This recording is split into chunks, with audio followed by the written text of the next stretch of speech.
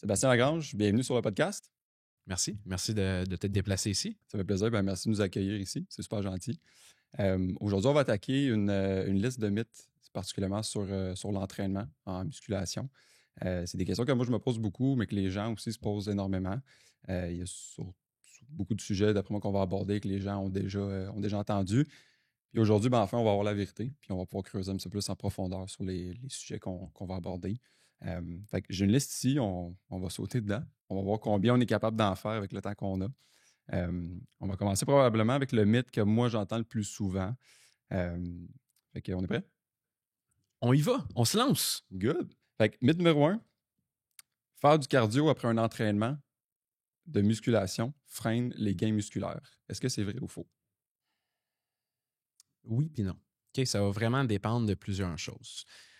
Quand on regarde la littérature scientifique, on parle souvent du concurrent training, ce qui est un petit peu l'interférence au niveau des adaptations musculaires. OK? Ça, c'est quoi? C'est quand il y a un entraînement que tu fais. Puis, si toi, par exemple, ton objectif, c'est la force, mais que tu vas aller demander à ton corps de faire de l'endurance en même temps, c'est là qu'il va y avoir une interférence entre les deux. Fait que ça fait en sorte que les gains qu'on va avoir vont être plus petits parce qu'on ne se concentre pas simplement sur un objectif. La raison pourquoi on a toujours ce mythe-là, c'est que ça provient des années 80. Il y a une recherche qui est sortie qui s'appelle Interference of Strength Development, Training for Strength and Endurance. Puis eux, ce qu'ils ont fait, c'est qu'ils ont pris deux groupes. Ils ont pris un groupe de participants qui, pendant 10 semaines, ils faisaient que de l'entraînement en force, puis un autre groupe qui faisait de l'entraînement en force et en endurance. Et devine quelle était la conclusion. Le groupe qui faisait seulement l'entraînement en force avait eu des gains de force plus élevés que celui qui avait fait force et cardio. OK. Mais pourquoi ça pourrait inhiber les résultats en force? C'est si on va un peu en biologie très rapidement, il y a un enzyme qu'on appelle l'AMPK. Fait quand on fait des choses qui demandent beaucoup de dépenses énergétiques, c'est une cascade qu'on va aller chercher. Pour ceux qui cherchent vraiment la masse musculaire puis la force, nous, ce qu'on aime, c'est le mTOR. C'est une cascade qui est anabolique qui va aller augmenter la synthèse des protéines.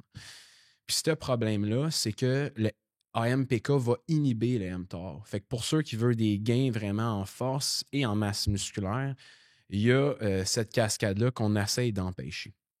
Mais par contre, ce qui est intéressant, c'est que tu peux quand même y avoir des gains au niveau musculaire en faisant du cardio si on regarde les recherches au niveau des gens qui ne sont non entraînés. Fait qu'on se pose la question, OK, mais là, on se situe où maintenant en 2024 là-dessus, en connaissant tout ça?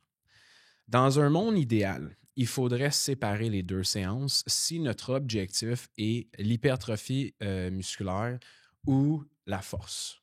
Donc, quand je parle force, moi, je parle au niveau athlétique aussi, la puissance. Fait que pour un athlète qui veut de la force et de la puissance, s'il veut faire du cardio, l'idéalement, c'est de diviser les deux séances et de les séparer d'environ de 6 heures de différence entre les deux. Pour ceux qui se concentrent sur l'endurance ou un petit peu l'hypertrophie, il y aurait dans la recherche plusieurs aspects qui seraient favorables à mettre les deux dans la même séance. Donc, il n'y aurait pas d'effet néfaste de faire les deux. Donc, il n'y aurait pas un frein au niveau des gains musculaires dont ta question. Mais en tant que préparateur physique, je te donne l'exemple d'un joueur de hockey. Dans un monde idéal, des fois, ce n'est pas possible. On n'a pas cette opportunité-là. Fait que si moi, j'ai un joueur de hockey qui sort d'une pratique de hockey, que la pratique de hockey, c'est beaucoup plus aérobique qu'une game de hockey, ou que c'est vraiment plus des intervalles, ils sont sur le banc pendant 4-5 minutes avant de refaire une autre présence. Mais là, c'est ma seule fenêtre que je peux les entraîner. Est-ce qu'on ne les entraîne pas? Non, on va les entraîner. Sauf que là, je sais qu'ils sortent de la glace, ils ont sollicité peut-être plus le groupe musculaire au niveau des jambes, pourquoi pas faire le haut du corps? Fait que c'est là qu'après ça, c'est le gros bon sens. D'essayer d'optimiser le plus possible l'horaire de l'individu en gardant aussi le positif de la promotion de la santé et de l'activité physique de s'entraîner. Mm-hmm. Si, exemple, je fais des fois, j'aime ça faire exemple du vélo ou, mettons, du tapis roulant. Exemple, dans l'étude qu'eux ils ont faite, est-ce que c'était des gros entraînements de cardio ou c'était des petites séances de comme 15 minutes, puis juste ça inhibait l'hypertrophie? Quand on parle de séance, pour qu'il y ait vraiment un effet sur l'AMPK, on parle d'au moins 60 minutes. Fait que souvent, la mode maintenant, c'est le zone 2. Mais ce zone 2, il y a plein d'effets positifs. Mais il faut vraiment que ce soit 160 minutes et plus. Fait que quelqu'un qui fait juste un réchauffement de 5 minutes pour augmenter la température corporelle avant d'aller s'entraîner, il n'y a aucun effet, aucun impact, peu importe le type d'entraînement que tu vas faire. Que tu veux le faire à la fin d'un entraînement comme un cool-down, un retour au calme, marcher sur un tapis roulant ou quoi que ce soit, il n'y a aucun effet non plus. C'est juste une dépense de plus d'énergie, mais je veux dire, il n'y aura pas d'impact sur l'entraînement en tant que tel. Il faut vraiment que ce soit un entraînement quand même assez prolongé. Sort de lanceur, puis... Exactement. Exactement. OK. Fait qu'un entraînement de peut-être 15-20 minutes à intensité léger, modérée, ça n'aura pas d'impact sur la croissance. OK. Puis tu parlais de faire un entraînement avant d'échauffement. Est-ce que tu conseilles de faire un entraînement, exemple de cardio, avant un entraînement de force musculaire en salle d'entraînement? C'est ça qui est drôle parce que dans les recherches, ils vont souvent mettre l'entraînement de cardio avant, puis en après-midi, faire l'entraînement de force ou en muscu. Alors que moi, des fois, c'est là que je vais déroger de la recherche. Personnellement, je vais suggérer l'inverse. Parce qu'on veut vraiment pas avoir de fatigue systémique ou locale. Puis un entraînement en cardio va quand même amener une certaine sorte de fatigue. Fait que pour moi, fatigue veut dire une diminution de la contractibilité de ton muscle. Veut dire un potentiel moins élevé à lever une charge X ou aller à échec musculaire. Fait que pour moi, quelqu'un qui est un athlète ou quelqu'un qui veut s'entraîner ou que l'entraînement en résistance et la musculation est sa priorité, mais c'est pour ça que je commencerai avec l'entraînement en salle de musculation. Puis à la fin de la journée, finir avec le cardio. Deuxièmement, au niveau de l'horloge biologique, ton cercle circadien, c'est beaucoup plus relaxant et moins demandant pour ton système nerveux de finir ta journée avec quelque chose de longue durée que d'aller élever des charges pesantes qui vont monter ta pression artérielle, va jouer sur ta variabilité cardiaque, va jouer sur ton système nerveux. Tu vas avoir de la misère peut-être à t'endormir le soir. Fait que dans un monde idéal, mais des fois, il y a du monde qui travaille, l'horaire est différent à tout le monde. Donc, on essaie toujours d'optimiser les potentiels avec l'horaire de l'individu dans lequel tu vas travailler avec. Parce que des fois, la recherche, c'est bien beau. Là, j'ai fait mon doctorat. Les recherches, des fois, sont faites sur des gens qui ne sont non entraînés. Fait qu'il faut lire les recherches extrêmement avec une précaution. Aussi, les recherches, ça nous donne un avant-goût de peut-être ce qui pourrait arriver. Mais de répliquer une recherche, déjà là, est très difficile. Tu ne vas même pas arriver au même résultat si tu refais exactement les mêmes interventions de cette recherche-là. Fait qu'après ça, c'est là que l'expérience rentre en jeu de compte. Après ça, tu peux vraiment jumeler la recherche avec le terrain pour voir qu'est-ce qui va nous apporter le plus de résultats. OK. Non, mais c'est intéressant. Il y a quand même un bénéfice, j'imagine, à faire une séance de réchauffement pour éviter peut-être les blessures, justement, en salle de musculation. Oui, pour faire élever la température du corps, mais pour peut-être les blessures, ça peut être bénéfique. Là. Je pense que le monde a tendance à skipper ça. Il y a le monde qui ont tendance à skipper cette séance-là ou il y a du monde qui ont tendance à en faire juste trop longtemps avant d'arriver à leur premier exercice. Puis c'est démontré que chaque degré en Celsius qu'on augmente, température corporelle, mais on est capable de déployer plus de force. Fait que tu es plus fort. Parce que si on veut rentrer tes têtes de chaîne de myosine au niveau de la contractilité de ton muscle, plus la température corporelle est élevée, mais plus ces filaments-là et ces contractions-là se font mieux. Fait que c'est pour cette raison-là qu'un réchauffement va potentialiser ta séance. Fait que c'est comme quand tu commences avec une série de squats. Si je commence à 200 livres, puis c'est mon poids pour commencer, j'ai aucun réchauffement, ça va sembler pesant. Mais là, si je commence avec 10 répétitions avec la barre, là, après ça, je mets 50 de mon poids, j'en fais 6. 90 de mon poids, j'en fais 4. Une répétition à quasiment la série que je vais commencer. Puis après ça, je commence. Ou même, on pourrait commencer à faire un échauffement avec plus pesant que qu'est-ce que tu vas commencer. Fait que là, ça fait un effet de c'est l'air plus léger. Mais là, tu potentialises. Puis là, ta série a l'air plus facile. Fait que les réchauffements, l'échauffement, je veux dire, ça se dit échauffement, et beaucoup, il y a beaucoup de bienfaits à faire ça au niveau de la performance. Que ce soit quelqu'un qui veut juste prendre la masse musculaire, que quelqu'un qui veut avoir de la performance au niveau athlétique, c'est des choses qu'on a tendance à skipper ou à faire des échauffements qui sont trop généraux et non spécifiques dans qu'est-ce qu'on s'en va s'entraîner. Parce qu'on peut se perdre là-dedans dans le monde des réseaux sociaux avec des bench traction, avec du foam roller. OK, je vais faire ça. Et ça fait déjà 40 minutes, je m'échauffe, je n'ai même pas commencé encore. On voit souvent. Fait que là, il faut comme trouver, OK, là, on parle notre montre. Moi, je prends ma montre, 10 à 15 minutes, mais dans 10-15 minutes, ça veut dire qu'il faut que je commence mon entraînement. C'est mon bench press aujourd'hui, mais j'ai tout réchauffé mes muscles. Je suis prêt pour ma première série de bench press. Dans 15 minutes, je commence. Boum, c'est commencé.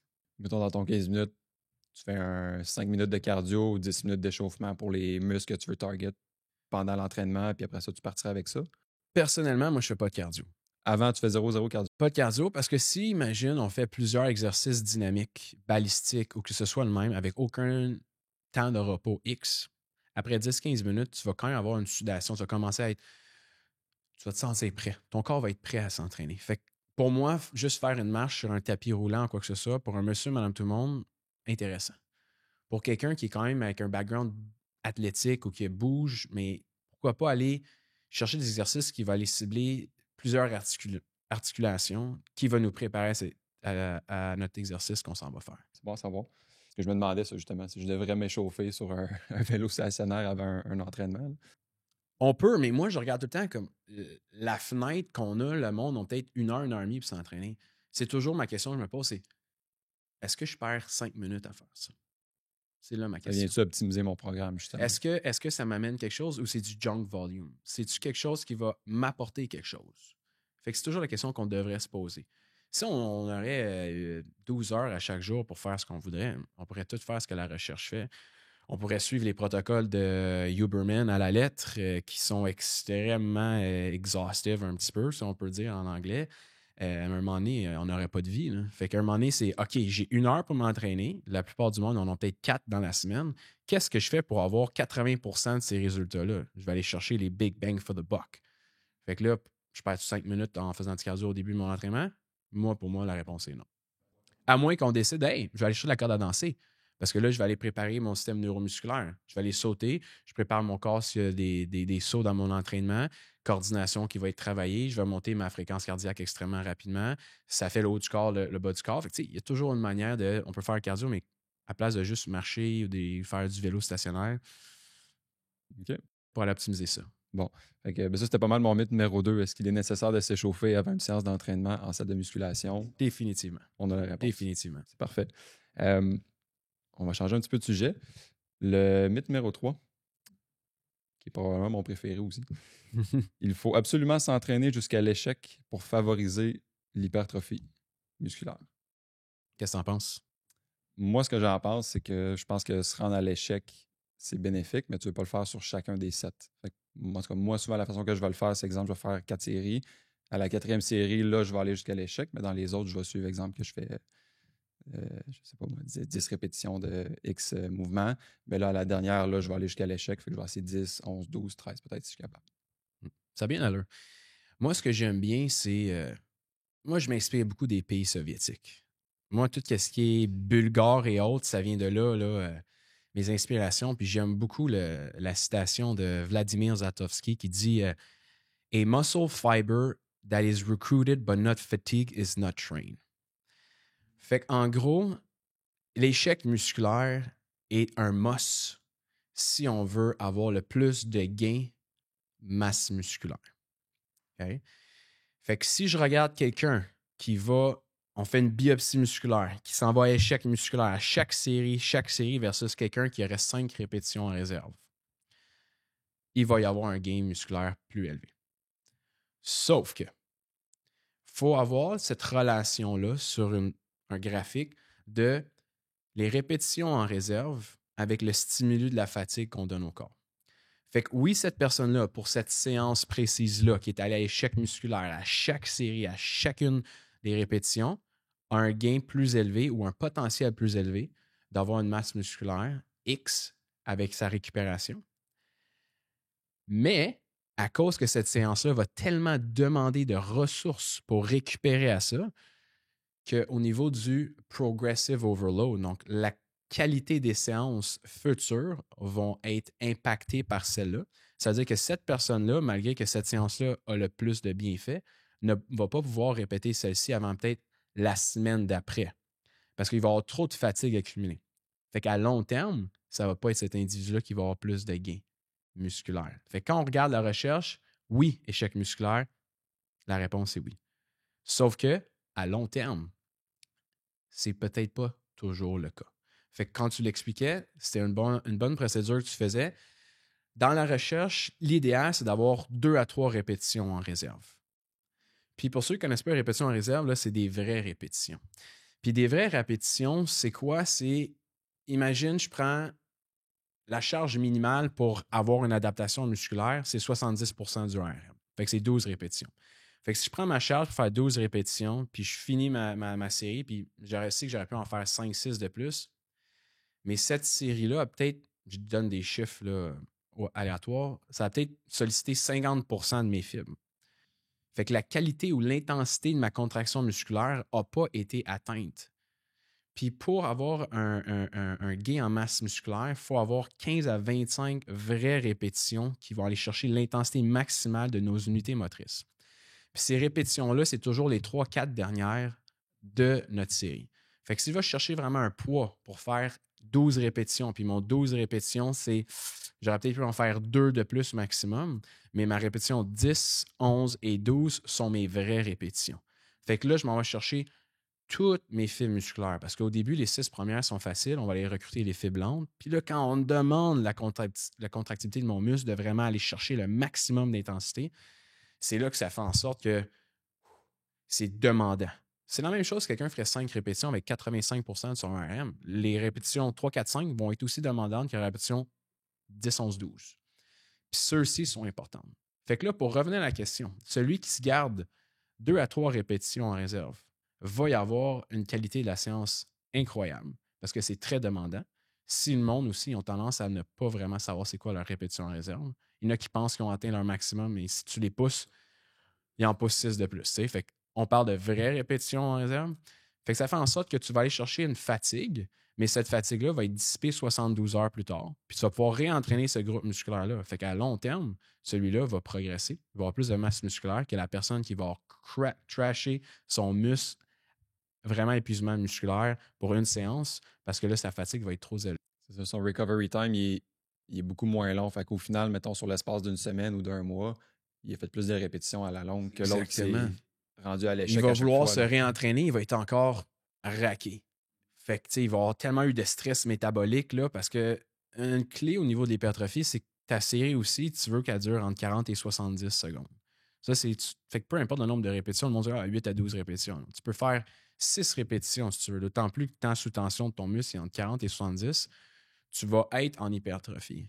Fait que tu pourrais faire 4 répétitions avec un tempo de 10, 1, 1, 1. Tu serais en haut de 40 secondes de temps sous tension. Tu aurais peut-être plus de potentiel de gain de masse musculaire parce que tu serais capable de chercher une charge plus élevée au niveau de l'intensité. Fait que tu vas recruter plus d'unités motrices que la fameuse rep bracket qu'on parle tout le temps, 8 à 12, c'est l'hypertrophie. Fait il y a plusieurs choses. Je dis pas que tu peux pas y aller tout le temps à l'épuisement musculaire. C'est toujours it depends. Si tu me dis je m'en vais en vacances pendant 2 semaines, ben là, tu peux y aller. Pendant une semaine, détruis-toi. Tu le sais que tu vas avoir une surcompensation, tu as 2 semaines sans t'entraîner. Mais dans un plan logique où que c'est périodisé, où tu sais que tu vas t'entraîner à chaque 72 heures et autres, ça vaut pas la peine d'aller à échec musculaire sur chacune de tes séries. Fait que l'idée de se rendre à l'échec sur la dernière répétition, c'est quand même une bonne idée au final. C'est un peu plus. Surtout quand ça faisable. va être des exercices accessoires. Moi, j'aime pas arriver à épuisement musculaire dans les levées qui sont importants. Fait que pour un joueur de hockey, c'est quoi? C'est de faire des buts. Pour un préparateur physique, moi, c'est de m'assurer que si je fais un overhead press, des chin-ups, un bench press, un deadlift, un squat, des dips, peu importe, c'est mes 7 levées principaux. Fait que moi, l'habilité et la technique est primordiale. Fait que sur ceux-là, les exercices qu'on débute la séance, mon but, c'est pas nécessairement d'aller à échec musculaire. Quand ma séance avance, je m'en vais dans des levées, des remedial, des levées, des assistant exercises, des machines, des choses de même. Là, tu peux y aller. C'est la fin de ta séance d'entraînement ou que là, au lieu de faire du step loading ou qu'on monte nos charges de série en série, on essaie de garder la même charge pendant les 4 séries qu'on a. Puis même si on n'est pas capable d'atteindre notre objectif qui était peut-être de 10 ou de 12 répétitions, aucun problème avec ça. Fait que j'irais plus de cette manière-là. On va changer de sujet. On va aller au mythe numéro 4, qui est probablement, encore une fois, mon préféré. Il est important de changer sa routine ou son plan d'entraînement régulièrement pour surprendre les muscles et favoriser l'hypertrophie musculaire. Est-ce que c'est vrai? Est-ce que c'est faux? Ça pourrait toujours, ma réponse à toutes tes questions, ça va dépendre. OK? On revoit souvent sur les réseaux sociaux le fameux mythe de Milos où que tu vois un homme transporter une chèvre sur son dos. D'où l'adaptation. Il commence avec un veau, il est petit, le veau il pèse X nombre de livres, puis avec les années, mais il est capable d'augmenter sa charge. Puis finalement, il finit avec une chèvre. Est-ce que c'est vrai? Je pense que c'est un mythe, mais ça reste quand même que l'idée en arrière de ça reste bien quand on pense de est-ce qu'on devrait changer notre plan d'entraînement? Parce que le corps humain s'adapte extrêmement rapidement, dépendamment qui qu'on est. Fait que c'est important de toujours amener un nouveau stimuli, mais pas nécessairement de changer toujours. OK?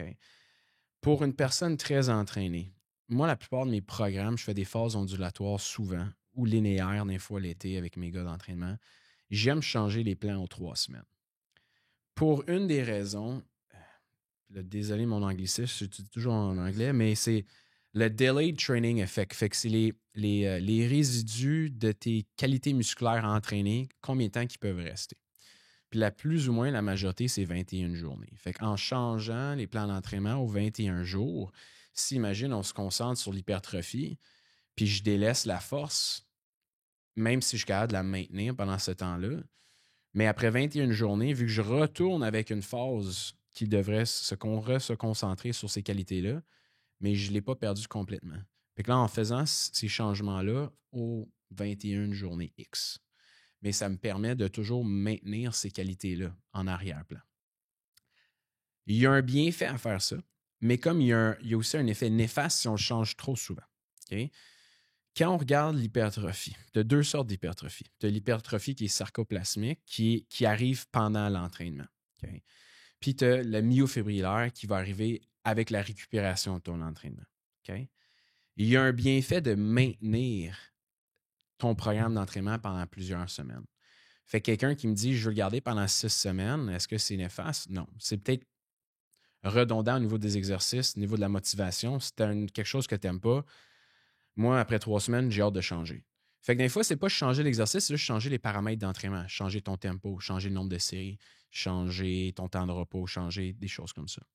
Moi, j'aime bien garder les exercices primo pareils pendant une longue période de temps.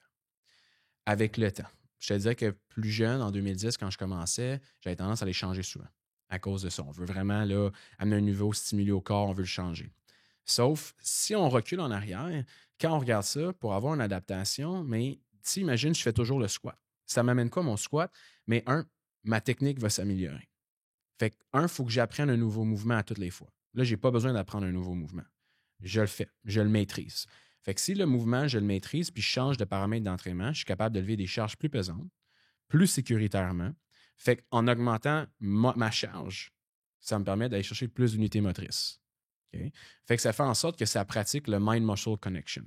Fait que c'est vraiment le bon muscle qui travaille, tu le sais comment travailler, tu peux te concentrer sur ça à place de vraiment je change d'exercice, je dois réapprendre. Donc, on parle d'un squat, là, tu t'en vas finalement faire un deadlift. Ça fait 3 mois que tu n'as pas fait de deadlift. Mais avant de reprendre le groove de ce mouvement-là, ça prend quelques séances de répétition. Fait que c'est pour ça que des fois, il faut faire attention. Un autre exemple, imagine, je vais faire un leg press. Puis je le change, l'autre semaine après, je fais un hack squat. L'autre semaine après, je remets un leg press. L'autre semaine après, je fais un hack squat. Ah, cool. Sauf si je veux vraiment regarder au niveau d'hypertrophie musculaire, mon leg press va aller stimuler une certaine unité motrice différente que mon hack squat. Ce qui peut être bien, c'est hey, je vais aller chercher tout. Mais quand je te parlais des deux types d'hypertrophie, sarcoplasmique puis myofibrillaire, c'est que pour avoir la myofibrillaire, il faut que tu sois capable d'aller puiser toutes ces unités motrices-là. Mais vu que je fais toujours changer d'exercice à gauche et à droite comme ça, je ne m'en vais jamais potentialiser le maximum de mon adaptation en changeant toujours d'exercice. Fait que c'est pour ça que c'est important de changer la routine, mais de quand même rester conservateur. Puis moi, je ne la changerais pas pour quelqu'un, au moins la garder pendant minimum 3 semaines. Puis après ça, si tu la changes, de ne pas nécessairement changer tous les exercices. De garder peut-être tes levées principaux pendant un bloc, un macro de 12 semaines, mais tous tes exercices accessoires, tu peux tout le temps les changer aux 3 semaines. Mais après ça, tu fais juste changer les paramètres d'entraînement. 3 semaines, ça serait un bon barème. Tu disais plutôt 21 jours, ça c'est essentiellement, c'est le temps que ça prend pour que les muscles s'adaptent un peu à l'exercice ou. C'est que 21 jours, si on regarde au niveau de la recherche, les résidus d'entraînement, si on regarde qu'est-ce qui est aérobique. Imagine, je décide d'arrêter de m'entraîner au niveau aérobique, mais je suis capable de maintenir ça entre plus ou moins 25 et 35 jours si je fais aucune séance. Si je fais du anaérobique, c'est entre 23 et 33 jours. Si je fais de la force maximale, entre 25 et 35 jours. Force endurance, entre 10 et 20 jours, puis de la vitesse, entre 2 et 8. Fait qu'en connaissant ces chiffres-là, ça, c'est le minimum de séances que tu dois juste pour maintenir. Fait que c'est pour ça que le 21 jours, c'est comme en plein milieu de tous ceux-là. Fait que si, imagine, j'ai pas fait X qualité musculaire, mais qu'aux 21 journées, je me reconcentre sur l'autre, je désentraîne pas la précédente que j'ai laissée de côté. Fait que c'est juste ça que le 21 jours fait en sorte. C'est pour ça que c'est des phases ondulatoires. De cette manière-là, tu ne vas jamais réellement perdre quelque chose. Fait que imagine, ça va faire du 12 répétitions pendant 3 semaines. 3 semaines après, je retourne à mon 6 répétitions. Mais vu que ça fait juste 3 semaines que je me suis éloigné de la force maximale, la charge ou la perception de cette lourdeur-là va être peut-être moindre que ça faisait 4 mois que j'ai délaissé ça de côté. Sauf qu'en faisant ça comme ça, on maintient tout, mais ça ne veut pas nécessairement dire que c'est la meilleure option. Moi, c'est l'option que je fais souvent, que j'aime beaucoup. Fait que je suis vraiment biaisé par rapport à ça. Mais si on fait des entraînements en bloc ou que là, toi, ton objectif, c'est vraiment la force max, que tu fais pendant 6 mois la force max, tu vas devenir plus fort, c'est sûr, c'est ton objectif. Sauf que là, après ça, tu vas désentraîner toutes les autres. Fait que ça dépend encore, c'est quoi l'objectif principal. C'est un super bon point. Moi, j'ai tendance à changer à peu près au mois. C'est pas mal mon barème. Mon barème. Puis je trouve tout le temps que les premières séances, tout le temps, c'est de l'adaptation au début. Là. Tu changes de programme, là, tu retournes à T'es faire du raqué, peu leg importe press. ce que tu C'est fais. épouvantable. Là, je fais le leg press que j'avais pas fait depuis un mois, mettons, un autre exercice, puis les 3 jours suivants, je suis raqué, je suis pas capable de marcher. Là. C'est ça. Parce que s'imagine, tu fais un programme d'entraînement à chaque 4 semaines, il y en a beaucoup qui vont utiliser la dernière semaine comme un unloading. Fait qu'ils vont diminuer les charges pour récupérer avant de changer de phase. Les powerlifters font vraiment souvent ça. Ils vont faire un testing week, ils vont deloader parce que l'intensité est trop haute. En changeant aux 3 semaines, ce qui est le fun, c'est que vu que tu changes vraiment d'intensité, tu n'as pas nécessairement besoin de planifier autant de semaines off d'entraînement dans ton année. Parce que la première semaine, moi, j'appelle ça une semaine d'adaptation. Fait que moi, j'aime ça que la première semaine, c'est un apprentissage. Le but, c'est que tu sois à 70-80% de ton max. Deuxième semaine, tu te bâtis à 80-90. Puis la troisième semaine, tu y vas all out, en sachant que la semaine après, tu rechanges. Fait que ça fait toujours des phases ondulatoires que ton intensité est à fluctue. Fait que c'est jamais taxant à ton corps comme si tu y vas all out à chaque semaine. Fait qu'il y a aussi ce bienfait-là de changer ces phases de 3 semaines. Tu penses quoi, toi, des gens qui disent justement ça surprend le muscle? C'est un thing de surprendre les muscles? Mais surprendre le muscle, je pense que le monde, ce qu'ils veulent dire, c'est qu'on veut aller chercher le plus d'unités motrices possible. Fait que tu vas aller chercher le plus de stimulation différente pour aller recruter puis favoriser la masse musculaire le plus. Fait que je pense que c'est ce que le monde veut dire par surprendre le muscle. Mais plus tu le surprends, plus, comme je te dis, il y a plusieurs côtés néfastes à ça aussi parce qu'il y a beaucoup d'adaptations. Fait que là, si on retourne à l'échec musculaire, la relation de la fatigue quand tu t'entraînes, mais là, si tu changes tout le temps tes stimuli à toutes les fois, mais ta fatigue va toujours être plus élevée. Fait que ça va être toujours plus difficile de récupérer de ces séances-là. Puis comment tu fais pour progresser? Préparateur physique, moi j'aime ça. Mon crayon, j'ai écrit, bon, OK, on va augmenter de 2% ta charge. À chaque semaine, on change d'exercice. Je progresse de où? Est-ce que c'est mieux ce que j'ai fait cette semaine-là ou c'est impossible à suivre, à quantifier? J'aime ça quantifier les choses. Je fais quoi? Fait que c'est pour ça que c'est important d'avoir un plan de suivre, de progresser. Oh, j'atteins un plateau bientôt, 3-4 semaines ou une perte de motivation face à l'exercice, on change. Puis là, après ça, OK, là, on recommence à progresser pour un autre stimuli. Mais sinon, de changer trop fréquemment, c'est pas nécessairement bien. La motivation va des deux bords. Quand tu regardes le programme trop longtemps, à un moment donné, t'es un peu écœuré, puis quand tu changes trop souvent aussi, parce que là, t'es tout le temps d'adaptation. Tu sais. OK, ben c'est intéressant. Ben justement, on parlait des courbatures un peu. Là. Mon mythe numéro 5, si je n'ai pas de courbature après un entraînement, c'est que j'ai pas travaillé assez fort. Encore là, vrai et faux. Ça dépend. OK? Ma question que je pose tout le temps, c'est Are people lifting heavy enough? Puis c'est vraiment intéressant parce que sur mon compte Instagram, j'essaie toujours d'amener à chaque lundi une nouvelle recherche, puis j'essaie de la décortiquer. Puis je pense, le 4-6 semaines maximum, il y a une recherche qui est sortie. Puis donne-moi un chiffre. la majorité du monde, combien tu crois qu'ils vont sélectionner la charge appropriée pour aller chercher, on va dire, tu fais du 12 répétitions, combien de pourcentage les personnes vont choisir la bonne charge pour 12 répétitions? Je te dirais peut-être la moitié. C'est quasiment près. 53%.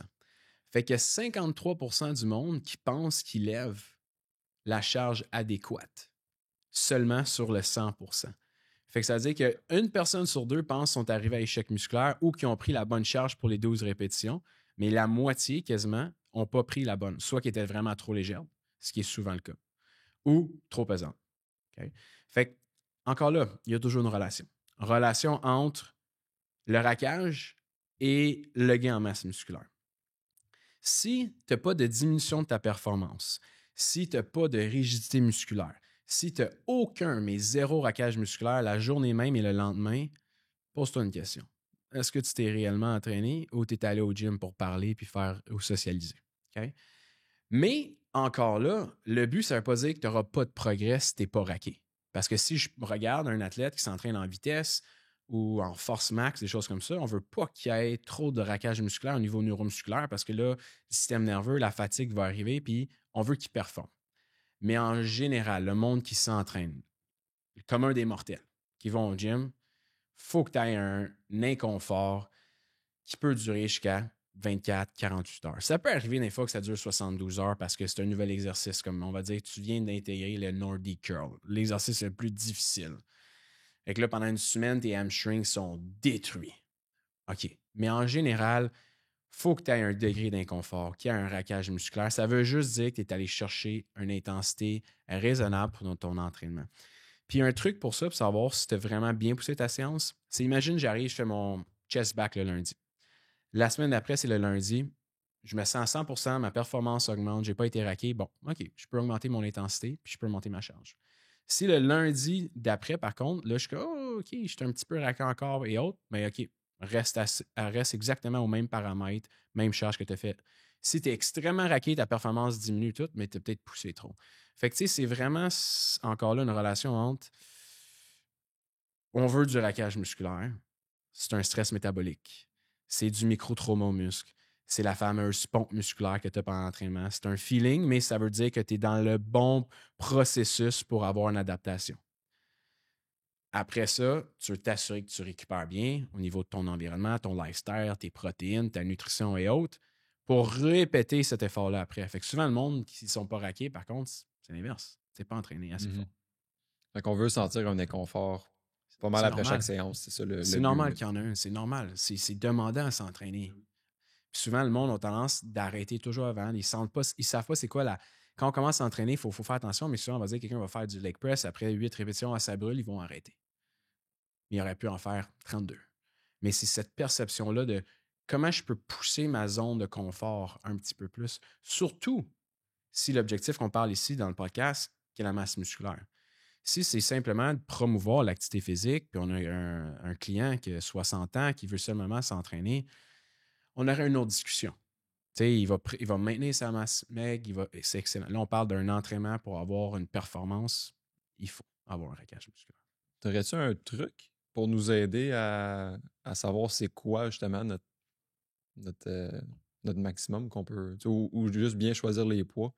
On parlait que 50% des gens peuvent... Mais c'est pour ça que c'est important de garder le même plan d'entraînement pendant plusieurs semaines. J'aime mieux que tu commences plus léger la première semaine, puis là, tu as 4 séries. Fait que tu vas commencer avec, surtout si tu n'as pas d'expérience en entraînement, c'est difficile à quantifier. Mais quand tu as un certain background, tu sais à combien tu devrais mettre environ. Fait que commence toujours avec quelque chose que première série, tu pourrais peut-être faire 8 répétitions de plus en réserve. Puis après ça, augmente tes charges. Fait que ta première séance dans la semaine 1, le but, c'est ta dernière série. Tu devrais être très près de ta charge que tu as trouvée. Puis qu'après ça, la semaine 2, la semaine 3, tu commences à cette charge-là. Fait que là, tes intensités, tes séances viennent de monter. Ta première semaine, tu as juste groové, apprendre le mouvement, tout ce qui est là, les unités motrices, le skill moteur de cet exercice-là.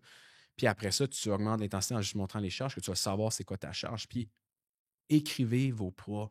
Tu sais, les applications comme Traineroic, des choses comme ça, c'est tout le but du Progressive Overload, c'est de savoir combien que j'ai mis, Mais il faut que tu augmentes ces charges-là progressivement. Puis il faut être patient. Si on monte juste de 2,5 livres à chaque semaine, le monde sont comme, mais c'est rien. Mais 52 fois dans l'année, 52 semaines, tu es en haut de 50 quelques livres par année. Il y en a plein qui voudraient monter de 60 livres leur squat en un an. Fait que allez-y patiemment, montez tranquillement au lieu d'aller trop vite. Ça va diminuer les risques de blessures. Puis en même temps, vous allez avoir une progression, une adaptation. Puis c'est là que vous allez avoir toujours des gains en force de plus, des gains en masse musculaire de plus, et etc. Décrire ses poids, c'est un bon. Moi, depuis que j'ai commencé, ça fait quand même longtemps que je m'entraîne. Mais depuis que j'écris mes poids, c'est Puis fou d'écrire la des fois, croissance que je prends, là, parce que je le vois d'écrire des justement notes. chaque semaine. Tu sais. D'écrire des notes, tu sais, des fois, là, tout le monde est fait différemment. Tu sais, il y en a des historiques. Moi, j'ai des historiques avec beaucoup de douleurs au dos, avec des spondyloses, des hernies et compagnie. Si on écouterait les médecins, j'aurais même pu m'entraîner. Mais c'est que tout le monde est fait différemment. On a une posture différemment. On se fait des années qu'on a fait un métier qui est différent. Fait qu'il y a des exercices que peut-être pour cette adaptation, pour cette personne-là, il amène plus d'inconfort que d'autres. Fait que d'écrire dans ton journal, bon, OK, j'ai fait ça, hey, ça me prend 4 fois plus de temps à récupérer d'un squat qu'un deadlift. OK, ben, on va faire plus de deadlift que de squat. Puis on va s'assurer que tes squats sont en 2 semaines. Fait d'écrire un journal comme ça, tu peux voir des fois des corrélations. Puis OK, pourquoi je suis tout le temps, mes extenseurs dans le dos sont tout le temps fatigués? Oh, OK, le lundi, je fais des shoulder press avec des chin-ups. Après ça, le mardi, j'ai un squat, mais j'ai fait un reverse hyper. Là, après ça, le jeudi, j'avais un autre shoulder press avec un autre exercice. Le vendredi, j'avais un autre back extension. OK, j'ai surchargé trop mes extenseurs. Fait que des fois, en écrivant nos choses, on peut retourner en arrière et voir, ah, c'était là le problème.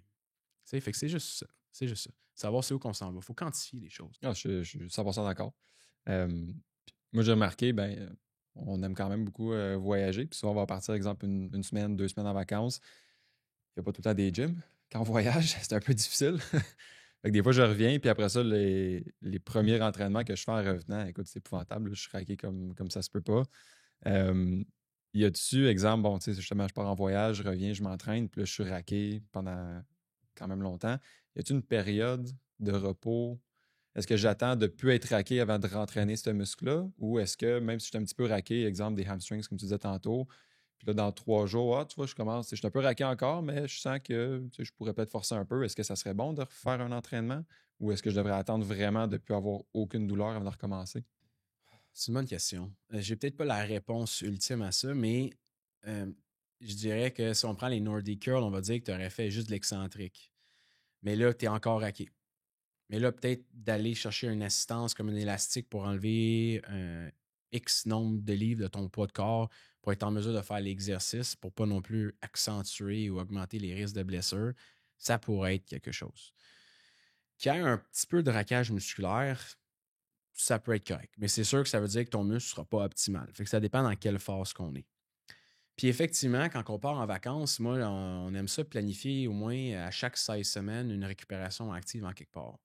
Il y en a pour qui, psychologiquement parlant, prendre une semaine complètement congé, c'est l'idéal. C'est ce que je faisais avant.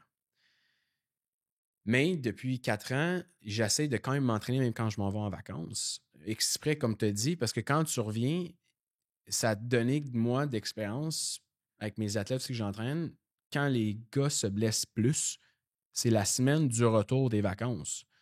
Puis pourtant, ça devrait être là qu'ils se sentent reposés, ils sont prêts à tout faire. Fait que c'est ça qui arrive, c'est que le muscle, au niveau de la variabilité cardiaque, on est tellement reposé, on n'a plus le stress de cet entraînement-là. Quand on recommence, même si on fait attention, on va être extrêmement raqué. Fait que c'est pour ça que de continuer d'essayer de bouger ou d'être actif pendant une semaine de vacances, je prône de plus en plus ça. Mais quand c'est pas possible, ben, on peut essayer de contourner ça avec soit des marches ou des body weight training, juste d'essayer de rester le plus possible actif. Mais quand on recommence, c'est sûr que ça va arriver, qu'on va être raqué. Fait qu'il faut écouter notre corps rendu là. Peut-être d'essayer de. On disait d'habitude, tu faisais lundi, mardi, jeudi, vendredi, puis là, tu as fait lundi, mardi, puis à jeudi, tu es encore raqué. Mais OK, fine, cette semaine-là, je vais faire vendredi, samedi. Tu sais, tu peux la pousser ta semaine, tu sais, faire un cardio léger à la place pour essayer de augmenter la circulation sanguine, faire un zone 2. Fait que tu es capable de faire une séance de sauna avec les Heat Shock Protein, tu es capable de maintenir ta masse musculaire, d'avoir plein d'adaptations. Il y a plein d'outils en 2024 qui existent pour continuer à progresser sans qu'on ait besoin à se pousser vraiment à 100% puis à se blesser. Un peu en lien avec, là, on parlait de partir en voyage. Là. on va parler le mythe numéro 6. Numéro 6, si j'arrête de m'entraîner pendant plusieurs semaines, je vais devoir remettre le même temps qu'avant pour regagner tous les muscles que j'ai perdus. Je vais donner un exemple, je pense, avec ça. En fait, c'est un exemple que j'ai lu à quelque part. Là, je veux savoir si c'est vrai ou non. OK. J'ai lu que, bon, exemple, on va prendre le principe de deux personnes, de quelqu'un. Exemple, ça t'a pris 8 mois pour gagner 10 livres de muscles. Pour X raison, après ça, tu arrêtes, tu as une blessure, tu n'es plus motivé, peu importe, tu arrêtes pendant un mois ou deux, tu repères ce 10 livres-là de muscles. Est-ce que ça va me reprendre encore 8 mois pour le regagner? Ou est-ce que, je ne sais pas, tes muscles, est-ce qu'ils ont une certaine mémoire? Est-ce que ça prend moins de temps parce que tu avais déjà eu ces muscles-là avant? Ça va-tu reprendre encore 8 mois ou ça va m'en prendre moins? Ça va en prendre moins. Parce que comme tu dis, la mémoire, le muscle memory, c'est très étudié. Puis ça a été prouvé plusieurs fois à maintes reprises dans la littérature scientifique. Fait que si ça te prend X nombre de temps pour obtenir de nouveaux gains en masse musculaire, ça va t'en prendre moins pour le retrouver. Parce que ces cellules satellites-là sont déjà créées. OK? Je vais répondre à cette question-là en faisant un petit détour parce que si on retourne aussi avec le temps que ça prend pour perdre, c'est vraiment long. Comme on avait expliqué avec les qualités musculaires, le 21 jours-ish en moyenne, fait que ça prend déjà beaucoup de temps. Puis dans les recherches, il y en a beaucoup qui ont peur par rapport à ça, mais si on diminue de 66% le volume de quelqu'un, fait que si, imagine, tu t'entraînais 4 fois semaine, puis tu coupes ton entraînement à 1 fois et 3/4, tu vas être capable de maintenir ta masse maigre pendant 32 semaines en diminuant ton volume d'entraînement de 66%. Si, imagine, tu veux, au niveau de l'endurance aussi, tu diminues entre 33 et 66%. Donc, imagine, tu diminues tes nombres de fréquences de séances de cardio que tu étais à 4-5 fois, la même chose à 1 et demie par semaine. Tu maintiens ça pendant jusqu'à 15 semaines. Fait que ça n'en prend pas beaucoup pour maintenir. Puis il y a une différence entre maintien et habileté motrice. Souvent, le monde va dire Hey, ouais, pourtant, tu me dis que ma force, je la maintiens pendant 35 jours, mais là, je squattais 400 livres. Là, ça fait 2 mois que je n'ai pas squatté. Ça fait un peu plus que 35 jours, je ne ferai pas 400 livres. C'est différent. Ça, c'est une habilité. L'habilité-là, tu ne l'as pas fait, ça fait longtemps. Quand on parle de maintenir la force, c'est souvent en recherche, ils font au niveau isokinétique. Ils vont pousser sur une charge isométrique, puis là, tu peux voir la force. Fait que la force en tant que telle, on ne la perd pas. Mais une habilité, c'est tellement technique, un squat ou un exercice, que là, c'est différent. Fait que là, on va sentir qu'on perd la force dans cet exercice-là, mais en quelque sorte, on perd la synchronisation de nos unités motrices, coordination neuromusculaire et compagnie. Fait qu'en gros, dans les dernières recherches, je te parle d'une recherche qui est sortie il n'y a même pas un mois. Encore là, ils disent quoi? Ils disent que si les gains que tu as eus en 10 semaines d'entraînement pour créer cette nouvelle cellule satellite-là en résistance, ils peuvent persister jusqu'à 16 semaines après quand tu arrêtes complètement de t'entraîner. OK? Puis, souvent, des recherches vont même montrer chez des personnes entraînées que des fois, on a tendance à s'entraîner tout le temps et on a une peur d'arrêter de s'entraîner. Donc, je lève ma main, moi aussi. Ouais, je vais la lever aussi. La perception de oh mon Dieu, j'ai un shrinkage musculaire, je me sens maigre, je perds du poids après une semaine, puis je me sens moins pompé et autres. Mais il démontre que de s'éloigner de ça, ça désensibilise un petit peu le muscle. Fait que quand on retourne s'entraîner, mais le potentiel de gain musculaire est peut-être plus élevé à cause qu'on était tellement désensibilisé à toujours s'entraîner, que là, c'est comme le stimulus devient 2 fois plus élevé. Fait qu'en gros, ça prend vraiment beaucoup de temps pour perdre, puis pour reprendre vraiment moins de temps. Fait que 16 semaines, je pourrais ne pas m'entraîner 16 semaines puis je garderais sensiblement la même. La même masse musculaire. C'est que ce qui arrive souvent, c'est que le monde, la perception-là, quand on fait des in-body ou des DEXA scans, on le verrait, j'ai la même masse musculaire, sauf qu'on a une perception d'être moins rond parce qu'on va perdre un peu au niveau de la composition corporelle. Le muscle, il retient beaucoup de glycogène. Fait qu'au niveau du glucide, au niveau de la pompe musculaire, au niveau de la rétention d'eau musculaire est moins grande. Fait que le muscle a l'air moins gros. Fait qu'on perd beaucoup de ces fibres rapides-là en premier. Fait que c'est pour ça que la perception de Hey, j'ai perdu beaucoup de masse musculaire dans le miroir va être vrai, mais sur papier, quand on va la mesurer en tant que telle, une masse musculaire, un muscle ne se transforme pas en gras comme ça. Fait que c'est pour ça que ça prend plus de temps qu'est-ce qu'on pense. C'est combien pour maintenir, t'as dit déjà? Pour maintenir les gains? Pour maintenir les gains, normalement, là, on parle là, pendant 1 mois, c'est facile à maintenir les gains sans rien. Écoute, après ça, on peut racheter des choses. Là. Tu fais une séance de sauna. Vous pouvez regarder les recherches par Dr. Rhonda Patrick et autres sur le Heat Shock Protein. Était populaire dans les années 2012-2013. C'est pour cette raison-là qu'on a un sauna, un conditionnement hyperthermique ici qu'on appelle, avec des degrés X que tu vas chercher dans une séance. Tu vas solliciter la Heat Shock Protein, qui est un petit peu l'inverse que qu'est-ce que tu vas chercher dans le monde, font le cold plunge, le froid. C'est des températures extrêmes qui stressent le corps, comme l'entraînement stresse le corps, puis ça te permet de maintenir endurance, masse musculaire. Moi, quand j'ai un jeune blessé, souvent en plâtre et autres, je vais mettre des serviettes et autres pour pas qu'il sue trop dans le plâtre, pour pas aller contre les indications du médecin. Puis on va le mettre dans le sauna avec une température X pendant X nombre de temps. Puis pendant 1 mois, je suis capable de maintenir sa masse musculaire. Il maintient ses qualités cardiovasculaires et autres, mais il ne pouvait pas bouger sinon. Fait qu'il existe tellement de trucs maintenant. Est-ce qu'on augmente les protéines quand on ne s'entraîne pas? Des choses comme ça qu'on peut jouer avec ça au niveau de notre nutrition pour maintenir le plus possible ces gains-là aussi. Puis on est-tu alité quand on ne s'entraîne pas ou on reste actif? Si on bouge à tous les jours, même si on ne s'entraîne pas, on va beaucoup plus maintenir ce qu'on a que si on se déconditionne dans un lit d'hôpital, par exemple, qu'on ne bouge pas. Ah, c'est fou. Moi, Léna, je pensais que je manquais une semaine ou une journée dans ma semaine de gym, puis là, je perdais 50%. Je suis comme ça aussi. On va dire, je voyage, mais on va voir mes gars de hockey la semaine prochaine, un petit peu partout. On prend l'avion, puis là, des fois, ça fait que j'ai des semaines où que je ne peux pas m'entraîner autant. Fait que je les condense. Je pense que c'est plus pour mon bienfait psychologique que ce l'est réellement pour les bienfaits physiologiques. Fait qu'on part 1 ou 2 semaines, je ne suis pas obligé de trop m'inquiéter dans ce cas-là. C'est rassurant, c'est le fun. C'est ça. Le mythe numéro 7, il est nécessaire de s'entraîner longtemps dans le gym pour avoir des muscles et devenir fort. Quand on parle de longtemps, on va parler de au-dessus d'une 1h30. Fait que, sans compter l'échauffement ou le après. Vraiment rester dans le gym plus qu'1h30. Est-ce que c'est nécessaire? Définitivement pas. Encore là, si on est 1h30 dans le gym, ça a de l'allure 90 minutes pour quelqu'un qui a le temps si on considère le cool-down et l'échauffement. Okay? Ça a de l'allure. 1h30, ta séance commence, tout est terminé à la fin, ça a de l'allure. Que tu t'entraînes pendant 1h30, je me poserais la question si tu fais du junk volume. Est-ce que tu fais trop d'exercices qui stimulent ou qui ne favorisent pas l'obtention de ton objectif?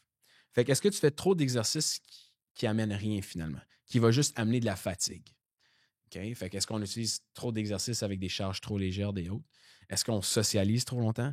Puis au niveau de la recherche, quand on regarde au niveau hormonal, on le sait qu'entre 50 et 75 minutes, c'est la durée maximale qu'on a avant que l'hormone de croissance et la testostérone commencent à diminuer dans le sang. Fait que c'est là qu'après ce moment-là, notre corps s'éloigne de ce qu'on appelle être anabolique. Donc, on devient plus catabolique. Fait que le stress au niveau du cortisol et autres vont augmenter.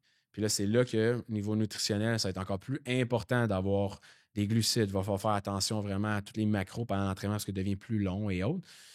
Mais normalement, ceux qui me disent que ça prend 2 heures leur entraînement et autres, à moins que tu sois un powerlifter, que là, tu fais vraiment le squat, le deadlift et compagnie, qu'ils lèvent 600, 700 livres, ça prend tellement de réchauffement pour arriver à ça. Ma question, c'est est-ce que tu t'entraînes réellement assez fort? Parce que si ton entraînement commence, puis après 50 minutes, tu as encore du jus, mais peut-être pour répondre à la première mythe qu'on avait, est-ce que tu es réellement allé à l'épuisement musculaire? Parce que si tu fais ça pendant juste 30-40 minutes ou que l'intensité est au max, tu n'as plus de jus après, c'est fini. Là.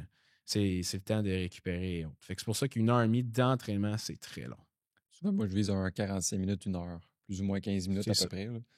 Personnellement, moi, c'est ce que je fais. Moi, je vais commencer, j'ai un 15 minutes de réchauffement. Mon entraînement dure 1 heure. Fait que j'étais à 1h15. Puis après ça, ce que je vais faire, je vais finir avec un 5 minutes de respiration pour essayer d'amener vraiment mon système parasympathique, sympathique. Puis après ça, peut-être un loaded stretch pour le groupe musculaire que j'ai entraîné pour essayer d'enlever un petit peu cette mauvaise posture-là, posturale pour le reste de la journée. Puis c'est vraiment plus pour un retour au calme. Fait qu'1h20, 1h25, 1h30, c'est terminé. Là. Tout en tout. Là. Quand t'es pas sur ton sel, habituellement. Exactement. Puis c'est le problème, je pense, du monde qui vont souvent dans les gyms publics, ils vont aller voir Serge, hey, comment ça a été la fin de semaine, on commence à parler. Ou on attend, ça se peut qu'on attend après une machine, tu sais, ça, les gyms publics, tu sais, on a cette chance-là, nous, les gyms privés, nous, on n'attend pas, mais il y a aussi les temps d'attente. Fait que c'est là de, OK, là, il y a une machine, ben OK, qu'est-ce que je fais? OK, je vais tout aller faire l'autre. Essayer d'être optimal aussi, d'aller chercher les supersets. C'est là que les méthodes-là commencent à être intéressantes, là, d'alterner entre agoniste, antagoniste, faire mon squat, leg curl, au lieu de juste faire un exercice station simple, juste pour essayer d'optimiser le temps et l'énergie aussi. Je pense que si tu suis tes temps de repos aussi, moi j'ai tout le temps un chronomètre à côté de moi. Ça, c'est important. Parce que tu peux pas calculer une minute 15 ou une minute et demie sans avoir un chronomètre. Fait que là, tu t'en vas à 2 minutes, 2 minutes et demie, mais sur la longue, sur 1 heure d'entraînement, ça finit par être quasiment 25 minutes de. Exactement. Puis les temps de repos vont refléter aussi le nombre de répétitions que tu as choisi, puis les qualités musculaires aussi que tu veux choisir et plein d'autres. Fait que le temps de repos, ça t'amène un point extrêmement important. Le monde a tendance à ne pas prendre leur temps de repos. Puis ça, c'est quelque chose que, ça a sonné. Je peux pas y aller tout de suite, mais c'est correct. Des fois, c'est normal que ce soit difficile, là, tu sais. Ouais, des fois, j'attends un 10-15 secondes de plus, là, parce que, mettons, la dernière série était tough un peu, là, mais. C'est ça. Fait que c'est fait pour ça, le monde. Je sais que, bon, toi, ta spécialité, évidemment, c'est dans le hockey. Je pense que tu entraînes beaucoup de jeunes aussi. Je sais pas à partir de quel âge est-ce que tu entraînes. D'habitude, il y a des parents qui vont nous appeler. Ouais, mon jeune, il y a 6 ans. Là, on dit OK. On pratique le plus de sport possible. Il faut que le jeune, ça ne soit pas une obligation. D'habitude, on va commencer avec eux. Il n'y a pas d'âge, mais je veux dire, la maturité des jeunes d'expérience entre 11 et 13 ans, on va commencer avec eux des choses qui vont être le fun, qui vont être dynamiques. Plus des entraînements strongman, des choses avec des cordes, des crawlers, d'amener l'introduction à la base, le tronc, travailler beaucoup le tronc, les abdos, le bas du dos, parce que c'est ce qui va supporter à long terme. Puis c'est ce qu'on va commencer avec eux. Puis oui, on en a beaucoup. On a le sport-études au complet à Châteauguay. Donc, on a en haut de 200 quelques jeunes qu'on entraîne pendant l'année scolaire. Fait que c'est de l'éducation, c'est de l'apprentissage. Puis on en voit dans ces équipes-là, des fois que les jeunes, l'été, ils seraient vraiment pas prêts à suivre un programme X parce que au niveau de la maturité, il n'est pas prêt à attendre 30 secondes pour un jeune si ça paraît 2 heures. C'est immense. Fait qu'il faut qu'il soit rendu à un stade où on sent qu'il est prêt pour subir ces adaptations-là aussi. Là. Il faut que ça soit plaisant aussi. Ben oui, ça c'est sûr. Est-ce que c'est vrai que s'entraîner à un jeune âge, ça retarde la croissance? Ça, c'est un bon mythe. J'ai quelque chose pour ça parce que c'est probablement un mythe que quand j'ai commencé en 2010, il fallait constamment que je défende mon point à toutes les fois. Puis là, c'est drôle parce que ça fait plusieurs années que je n'ai pas entendu ce mythe-là. Puis j'ai creusé dans la littérature un moment donné parce que je me disais, mais pourquoi ça ressort tout le temps? OK. Fait que de où que ça vient? OK? Puis j'ai cherché longtemps. C'est que dans le 19e siècle X, il y avait beaucoup d'enfants dans le temps. OK? C'était des miniers. Ils travaillaient dans les mines de charbon. OK? Fait que les médecins, dans la littérature, ce qu'ils avaient constaté, c'est que ces jeunes-là avaient un retard de la croissance qui était attribué aux charges qu'ils manipulaient pendant la journée. Là, tu vas dire, OK, si je prends un peu de recul, quand le monde a analysé ces données-là plus tard, ils ont regardé, bon, mais ces enfants-là, dans la mine, ne voyaient pas beaucoup de soleil, pas beaucoup de lumière. Donc, tu n'es pas exposé à la vitamine D3, pas capable de synthétiser la vitamine D. Donc, ce qui est indispensable pour fixer le calcium pour la croissance des os. En plus de ça, mais ils ne consommaient pas dans ce temps-là assez de vitamine C. Donc, indispensable à la synthèse du collagène. Fait que tous ces éléments-là ensemble étaient réunis ensemble pour inhiber la croissance osseuse. Fait que c'est de là, ça appartient un peu à charge, ça peut nuire à la croissance. Tandis que maintenant, en 2024, c'est l'inquiétude que ces cartilages-là de zones ou de plaques de croissance peuvent être nuits par un entraînement en résistance sont complètement fausses. Moi, je vois, écoute, il y a plus d'effets néfastes au niveau de la croissance au sport pratiqué de l'enfant. Donc, on parle d'un joueur de hockey qui rentre dans la bande, qui se fait frapper. N'importe quoi. Ils vont pratiquer ce sport-là à l'âge de 3, 4, 5 ans déjà. On a tendance à se spécialiser trop tôt, partout, surtout en Amérique du Nord. C'est pour ça qu'en Europe, on regarde le développement, des fois, est plus tardif. Mais plus jeune qu'on commence, plus tôt qu'on va piquer dans notre carrière. Fait que ça revient au même des deux. Mais en réalité, la musculation, ça l'amène tellement de bienfaits pour le jeune. Tu sais, on va regarder, il va avoir une augmentation de la densité osseuse. Donc, c'est l'inverse de ce qu'on pense. moins de risques de fractures et de blessures dans le sport pratiqué, parce qu'on fait toujours les mêmes mouvements répétés. On parle d'un joueur de hockey, il y a toujours le même mouvement. Fait que dans le gym, tu ne veux pas répéter ces mouvements-là. Tu veux être anti-spécifique dans le gym. Tu veux être très général pour réduire les risques de blessures. Meilleure capacité de t'adapter aux différentes capacités physiques. Le jeune va avoir une meilleure confiance en soi parce qu'il va être plus fort. D'adopter des habitudes saines aussi. Exactement, à dès son long jeune terme. âge. Avec les jeunes qu'on entraîne, nous, à Châteauguay, c'est ça que je leur dis, c'est que ça va apporter une certaine structure pour le reste de leur vie, peu importe quel type de métier qu'ils vont avoir. Tu sais, c'est un grind s'entraîner. C'est pas facile s'entraîner. Il y en a qui vont jamais aimer ça, s'entraîner. On est chanceux, nous, on aime ça, mais si tu n'aimes pas ça, ça va quand même te permettre d'avoir une routine stable. Tu vas avoir des meilleures fonctions cognitives, une meilleure capacité d'apprentissage, de concentration, mémorisation. Les jeunes, ils ont tous diagnostiqué des troubles de nos jours. Je ne les nommais pas. Mais tu sais, il y en a autant qu'avant. Tu sais, fais-les bouger. Ça va aider. Tu sais, moins de risques de développer des troubles métaboliques ou qu'on parle maintenant le surpoids. On a des jeunes maintenant en consultation en nutrition qui ont 6, 7, 8 ans avec déjà du diabète. C'est ridicule. Donc, si on parle vraiment des troubles ou que c'est un manque d'activité physique, c'est là le problème. Pas l'activité physique qui cause plus de problèmes. C'est vraiment une fausse croyance. C'est une fausse croyance. Mais encore là, ça dépend. Hein. Donc, si je laisse mon jeune aller dans le gym sans supervision, puis que pendant 6, 8, 9, 10 mois, il fait n'importe quoi avec des charges, avec une mauvaise technique ou autre, il y a un potentiel de blessure. Donc, s'il se fracture le tibia en faisant un leg press, parce qu'il n'était pas rendu à faire ça, c'est comme s'il y aurait une fracture de tibia en jouant au soccer. Fait qu'il veut dire, tout a aussi, c'est le gros bon sens, sécurité dans n'importe quoi qu'on pratique, l'adaptation, y aller progressivement, puis il n'y a aucun risque à ça.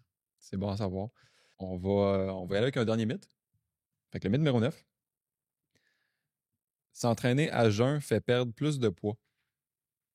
Ça, je suis quand même curieux de la réponse. Est-ce que c'est vrai ou est-ce que c'est faux? Aïe, aïe, aïe, aïe, aïe. Ça, c'en est un bon. Bonne, hein? Ça en est un bon. Écoute, ça va vraiment dépendre. Ça va dépendre. Toi, qu'est-ce que t'en penses? Parce que ça, c'est quelque chose que beaucoup de monde ont tendance de faire, de s'entraîner à jeun.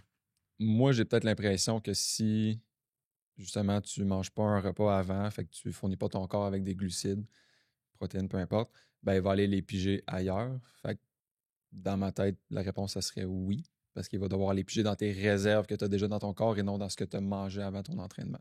Ça, c'est mon thinking. La dépense, c'est est-ce que s'entraîner à jeun va faire perdre plus de poids? C'est faux.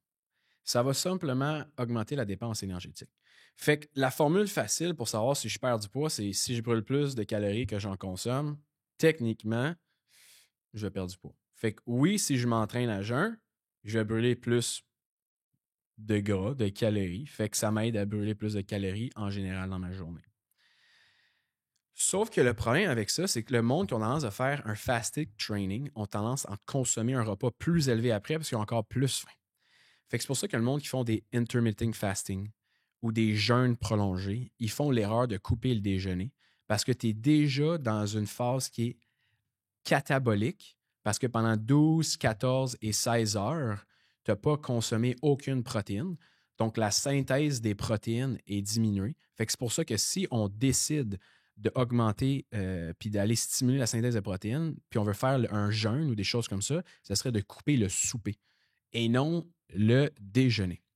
Si tu veux vraiment faire un entraînement à jeûne, c'est pas néfaste, OK? Mais il ne faut pas penser que si je fais un entraînement à jeûne, je vais y avoir un gain potentiellement, OK? Moi, je l'utilise avec 2 types de clients.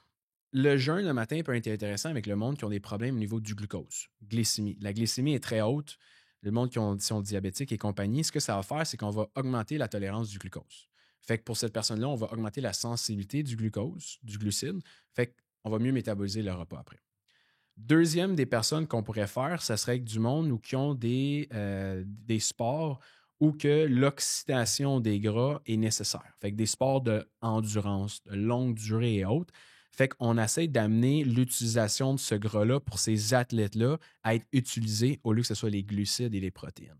Fait que pour ces 2 types de clients-là comme ça, sportif de haut niveau de longue distance ou quelqu'un qui a un problème au niveau glucose, ça pourrait être quelque chose de bien. Mais sinon, que tu le fasses à jeun, ton cardio, que tu le fasses après avoir mangé, c'est la même dépense. Fait qu'il n'y a pas un qui est plus positif que l'autre ou qu'il n'y en a pas un qui va amener plus de brûlement de graisse et autres que l'autre.